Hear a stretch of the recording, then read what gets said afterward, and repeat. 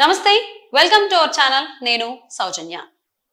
రఘురామకృష్ణరాజు గారు రాబోయేటువంటి ఎన్నికల్లో ఏ నియోజకవర్గం నుంచి పోటీ చేస్తారని చెప్పి చాలా ఉత్కంఠ నెలకొంది. మొదటి నుంచి కూడా బీజేపీ నుంచి ఆయన పోటీ చేసేటువంటి అవకాశాలు ఎక్కువగా ఉన్నాయి అన్నట్టుగా వార్తలు వినిపించాయి. కానీ సినియారా చూసేసరికి బీజేపీ నుంచి ఆయన పోటీ చేయట్లేదు. దాని తర్వాత ఇప్పుడు లేటెస్ట్ గా వచ్చినటువంటి న్యూస్ ఏంటి అంటే ఆయన టీడీపీలో చేరి అక్కడ ఏదో ఒక నియోజకవర్గం నుంచి పోటీ చేసేటువంటి అవకాశం ఉంది. బట్ ఉండి నుంచి ఎక్కువగా పోటీ చేసేటువంటి అవకాశం ఉంది అన్నట్లుగా వార్తలు వినిపిస్తూ ఉన్నాయి. రాబోయేటువంటి 2-3 రోజుల్లో ఆయన టీడీపీలో చేరబోతున్నారనేటువంటి కూడా వార్తలు వినిపిస్తున్నాయి. ఈ అంశానికి సంబంధించి మనతో మాట్లాడడానికి, వారి విశేషాన్ని మనతో పంచుకోవడానికి ఈ రోజు మనతో పాటు ఉన్నారు టీడీపీ సీనియర్ నాయకులు కేవీపీ చౌదరి గారు ఉన్నారు. వారితో మాట్లాడదాం. నమస్తే చౌదరి గారు. నమస్తే.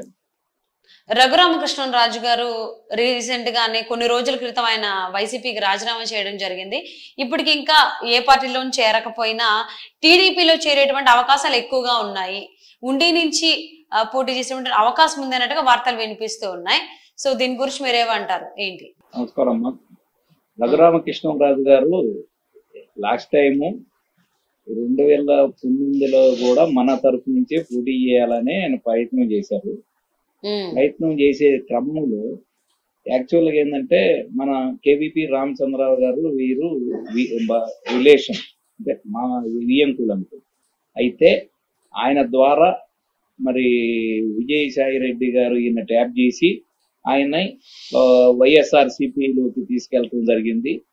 ఈ యొక్క చిన్న పొరపాటు వలన ఆయన మరి ఇంత భయంకరమైన పరిస్థితిని ఎదుర్కోవాల్సిన సందర్భం జరిగింది. యాక్చువల్గా ఆయన మరి ఒక ఎంపీ గారు, ఒక గౌరవమైన వ్యాపారవేత్త, మళ్ళీ అందులో ఆయన మట్టి అంటని మరి రాజకీయ దురంధరుడు రావటమే ఎంపీగా కొట్టిన ఆయన మరి ఈ యొక్క ఇటువంటి వ్యక్తుల చేతిలో పడి ఆయన మరి అభిశంసనకు గురి. ఎందుకంటే ఆయన ఎంపీగా ఉండి అవమానాలకు గురయ్యి ఇప్పుడు మిగతా వాళ్ళందరికి కూడా అవమానాలు జరిగినాయి. కానీ రాజుగారే ఆయన మరి అంత పెద్ద రాజుగారు మరి ఇటువంటి మరి ఒక ఎంపీగా 6-7 నియోజకవర్గాలకు ఇచ్చేసి మరి ఆయన సొంత పుంజీని ఖర్చు పెట్టుకొని ఆయన సొంత బలవంతుడు కూడా ఆయన మరి పార్టీకి వెన్నుదన్నుగా నిలిచినందుకు ఆయన సరైన గౌరవం దక్కన కారణంగా ఆయన తిరుగుబాటు చేయటం జరిగింది. అందులో కూడా డే 1 నుంచి మరి వాళ్ళు చెప్పింది ఒకటి, చేసేది ఒకటి, ప్రజా వ్యతిరేక కార్యక్రమాలని మెండుగా చేసి దోపిడీయే మార్గంగా, అవినీతి అక్రమాలే అండగా మరి పోకడను చూసి ఆయన తట్టుకోలేకపోయారు. ఆయన ఎక్స్పెక్ట్ చేసింది వేరు, ఇక్కడ జరుగుతుంది వేరు. అందుగురించే ఆయన మరి ఇంతవరకు మామూలుగా ఇప్పుడు ఈ రోజున లాకప్లో మరి హింసించడం కానీ ఇంకొక కారణం కానీ ఒక కామన్ మ్యాన్ కూడా హింసించలేని పరిస్థితుల్లో ఒక పార్లమెంటేరియన్ని మరి నరేంద్ర మోడీ సరసన కూర్చునే మరి రఘురామకృష్ణరాజు గారిని మరి లాకప్ డెత్ వరకు వెళ్ళే అటెంప్ట్ మర్డర్ జరిగితే దాని మీద ఇంతవరకు కేసు బుక్ చేయలేదు, ఎవరిని అరెస్ట్ చేయలేదు. అయితే ఆయన న్యాయం కోసం, ధర్మం కోసం, వ్యవస్థలను నిలబెడటం కోసం ఆయన పోరాటం కొనసాగించారు. మరి అటు బీజేపీ తోటి, అటు తెలుగుదేశం పోతే మేమందరం లైక్ మైండెడ్ పీపుల్ గా జరిగిన అన్యాయాన్ని, అక్రమాలని మరి ఎదిరించే పోరాటం చేసే వీరులుగా మేము కలవటం జరిగింది.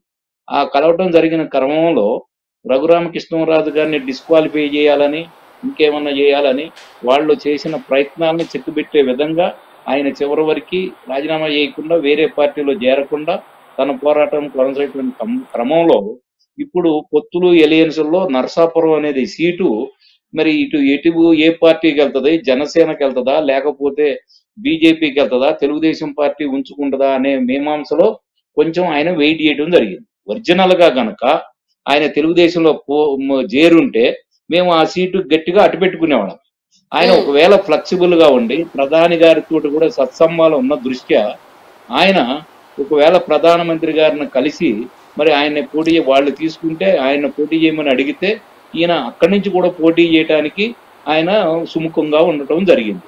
ఎందుకంటే అమిత్ షా కానీ నరేంద్ర మోడీ కానీ ఈయనకి బాగా కొంచెం సపోర్టివ్గా ఉన్నారు. కానీ ఈయనకు జరిగిన అన్యాయాన్ని వాళ్ళు సరిచేయలేకపోయారు. అన్యాయం చేసిన వారి మీద చర్యలు తీసుకోవడంలో కేంద్రం కూడా విఫలైంది. ఆ మనసులో బాధ ఉన్నా మరి 2 సైడ్ల బ్యాటింగ్ మరి ఆయన ఇబ్బంది పడి ఈ రకంగా ఆయన ఈ మనం ఒక ఒక పాండమోనియం పరిస్థితిలో ఉండడం జరిగింది. అంటే త్రిబుల్ గారు అంటే రఘురామకృష్ణరాజు గారు మొదటి నుంచి కూడా నరసాపురం నుంచి పోటీ చేయడానికి చాలా సుముఖంగా ఉన్నారు, ఇష్టంగా ఉన్నారు. ఈవెన్ ఒకనొక సభలో కూడా ఆయన చెప్పడం జరిగింది, నేను పోటీ చేస్తే నరసాపురం నుంచి పోటీ చేస్తాను, ఏ పార్టీ అనేది అయినా కానీ అని చెప్పేసి చెప్పడం జరిగింది. ఆయనకైతే అక్కడ నరసాపురంలో నల్లేరు మీద నడికి. కానీ ఎందుకు నరసాపురం నుంచి ఇప్పుడు పోటీ చేయలేకపోతున్నారు అంటారు? అంటే బీజేపీ సపోర్ట్ ఎన్డీఏలో భాగస్వామిగా నరేంద్ర మోడీ గారు ఎన్డీఏ విజయానికి కృషి చేయాలి గాని మరి జగన్ కి మరి లోపాయకారకంగా ఇటువంటి సహాయాలు చేయటం. ఇప్పుడు రఘురామకృష్ణరాజుని ఈ wanted to not seen in the parliament or in assembly అనమాట. అందు గురించి ఆయనకి టికెట్ రాకుండా ఆయన రాజకీయంగా ఆయన చతురత ఆయన ప్రదర్శిస్తున్నాడు. ఆయన పగ ప్రతీకారంతో రగిలిపోయే జగన్మోహన్ రెడ్డి ఇప్పుడు ప్రధానమంత్రిని ఇన్ఫ్లుయెన్స్ చేసి ఈయన బీజేపీ నుంచి ఈయనకి సీటు రాకుండా చేయడంలో సక్సెస్ కావటాన మేము ఒక పోరాట యోధుడుగా ఈయనలో ఒక అల్లూరి సీతారామరాజుని ఒక భగత్ సింగ్ ని చూసిన ప్రజలు వాళ్ళ యొక్క ఆశయాలకు అనుగుణంగా ఈయనకి మేమైనా మాకైనా ఇవ్వండి, ఇప్పటికైనా మేము నరసాపురం మాకు వదిలితే మేము వేరే సీట్ ఇస్తాము, ఈయన్ని మరి మేము పార్లమెంటరీగా పంపించాలనుకుంటున్నాము అని అన్నాం. అనేని బాబు గారు మరి బీజేపీని కూడా అలయన్స్ చేసే వ్యక్తులతోటి ఈ ప్రపోజల్ కూడా పెడతాం జరిగింది. ఎందుకంటే ఆకర్షణ వరకు ఆయనకే నరసాపురం ఎంపీ టికెట్ ఇవ్వాలనేది తెలుగుదేశం పార్టీ ఆకాంక్ష. అలా కాకుండా వాళ్ళు గట్టిగా పట్టుబడితే గనక ఒక అలయన్స్ దృష్ట్యా మనం మాట ఇచ్చిన దృష్ట్యా మేము అసెంబ్లీకి కార్యకర్తలుగా మేమేమనుకుంటున్నామంటే ఆయన అసెంబ్లీకి పోటీ చేయించి సేమ్ అదే ప్లేస్ నుంచి ఒకవేళ ఆయనని హోమ్ మినిస్టర్ని చేయి, అదే మరి హోమ్ మినిస్టర్ హోదాలో ఒక ఎంపీ మాజీ ముఖ్యమంత్రిని కానీ ఎవరినైనా కానీ ఇటువంటి లాకప్ లో హింస అనేది ఎంతవరకు సబబు, అదే నీకు జరిగితే గాని ఈ న్యాయం అన్యాయం తెలియదు అనే విధంగా కార్యకర్తల ఆకాంక్ష ఎట్లుందంటే అదే గుంటూరు సిఐడి ఆఫీసులోనే జగన్మోహన్ రెడ్డిని తీసుకొచ్చి విచారణ చేయాలనేది, ఈయనకి ఏ విధంగా అవమానం ఆయనకు కూడా చేయాలనేది ప్రజల ఆకాంక్ష. అయితే ఆయన దానికంటే కూడా పగ ప్రతీకారం కంటే కూడా ఒక పార్లమెంటేరియన్ గా నేను వెళ్ళాలనుకున్నాను అని చెప్పడం జరిగింది. ఇప్పుడు ఎవరైతే ఇటువంటి దురాఘాతాలు చేశారో వాళ్ళ చట్టం వాళ్ళ శిక్షిస్తుంది. మా కేసులు ఇప్పుడు హియరింగ్కి వస్తాయి హైకోర్టు సుప్రీంకోర్టులో. మేము పోరాడి ఈ లాకప్ లో ఆయనకి జరిగిన అన్యాయాన్ని న్యాయం ద్వారానే తెలుసుకుందాం అనుకున్నారు కానీ ఇట్లా మన అసెంబ్లీకి వచ్చి ఆయన అసెంబ్లీలో అంటే ఈ రాబోయేటువంటి ఎన్నికల్లో రఘురామకృష్ణరాజు గారు నరసాపురం నుంచి కాకపోయినా ఉండి నియోజకవర్గం నుంచి టీడీపీ తరఫున పోటీ చేసేటువంటి అవకాశాలు మెండుగా ఉన్నాయనుకోవచ్చు, కన్ఫామ్ అయినా? అంటే ప్రజలు కార్యకర్తల నుంచి మేము ఒపీనియన్ ఇది ఉందన్నమాట. ఇంతవరకు పాపులర్ లీడర్ గా పోరాట యోధుడుగా పెట్టిన ఒక సర్వేలో చంద్రబాబు నాయుడు తోటి ఈక్వల్ గా నరసాపురం రఘురామకృష్ణరాజు కూడా ఒక పోరాట యోధుడిగా ప్రజలు గుర్తించి ఓట్లేశారు. కాబట్టి ఆయన లేని 2000 ఈ యొక్క ఎలక్షన్ 23 ఎలక్షన్ ఆయన లేకుండా జరగటం అనేది కరెక్ట్ కాదనేది, ధర్మం న్యాయం కాదనేది మా ఉద్దేశం, కార్యకర్తల ఉద్దేశం, తెలుగు ప్రజల ఆకాంక్ష. సో ఏదేమైనా కానీ ఎట్టకేలకు ఒకటైతే జవాబు అందరికీ తెలిసిపోయింది. రఘురామకృష్ణరాజు గారు రాబోయేటువంటి ఎన్నికల్లో టీడీపీ తరఫున పోటీ చేస్తారు. అది ఉండి నియోజకవర్గం అయ్యేటువంటి అవకాశాలు ఎక్కువగా ఉన్నట్టుగా వార్తలు వినిపిస్తున్నాయండి.